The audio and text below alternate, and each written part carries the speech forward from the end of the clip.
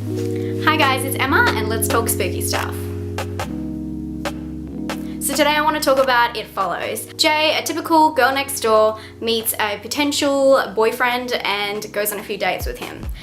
He then passes a curse onto her through sexual intercourse. Like an STD, maybe an STC, C being curse.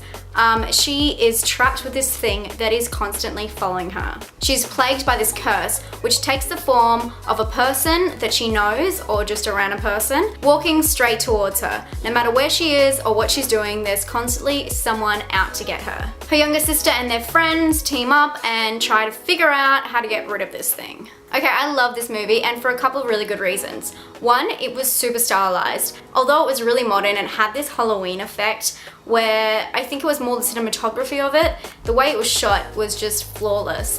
They had these long drifting pans that would go on and on and on for minutes at a time, and its overall feel was just so different. If you've seen House of the Devil, I'd really relate it to that kind of style. Modern, but it was still very timeless. Another reason I really like this is because I felt it was really universal, maybe just in the Western world, but the set dressing and things like that, it wasn't all spick and span. You know when you have those horror movies and they've got wooden floors in their house which creak and it just looks scary and it looks creepy. It was a house that your friend would live in. It wasn't too neat, it was quite messy actually, but it wasn't all jazzed up for that horror vibe, which made it feel so much more relatable and like something that would happen.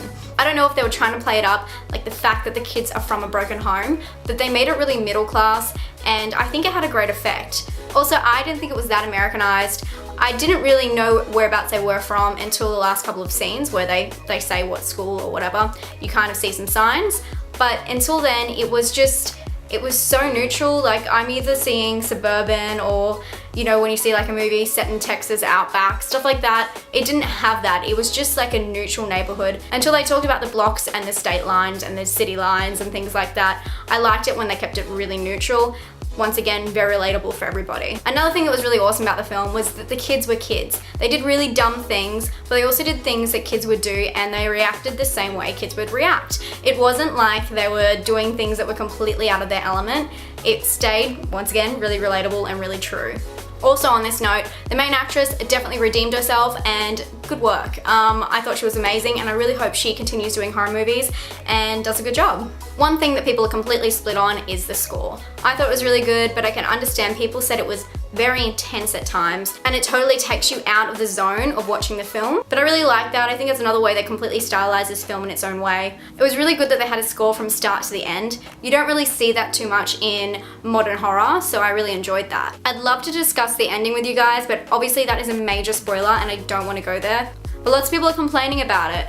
I think it had to end that way. It ended in such a poetic way. It really ties it all together and made it really creepy. I loved it. Unfortunately, I couldn't find very many facts on this film, except for the fact that when I was talking about before about sexually transmitted curse, apparently even if you wrap your junk, you're still gonna get it. That's from what the director said. So just keep that in mind next time you have sex with a random. Some other facts are it was filmed on a $2 million budget, which is huge, I think. And also the main character's name is Jay, which apparently rumored to be short for Jamie Lee Curtis. I don't know about you, but obviously you can tell that I love this film. I'm gonna give it a personal score of 8 out of 10. I thought it was great.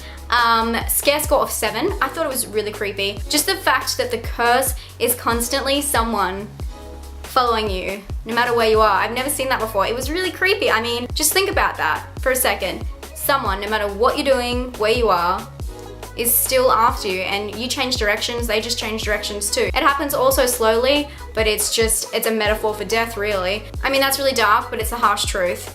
So there you have it. And so for originality, I'm definitely gonna have to give it an 8. I hope you guys really liked this review and it helped you guys, or it gave you something to think about. Let me know in the comments down below what you thought about this movie and other stylized films, modern films like this.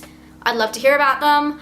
Thank you guys so much for subscribing. I've had a few new subscribers lately and I really enjoy getting to know you all and what kind of movies you like. Leave comments below letting me know who you are and what you like, and also check out my Facebook. I made a Facebook and I post on there pretty much daily. Anyway, I hope you guys are having a great day and hope you have a good week, and I'll see you guys later. Bye. And there's like crosses of like Jesus and stuff. So it's pretty insane. We're talking top level call to action here.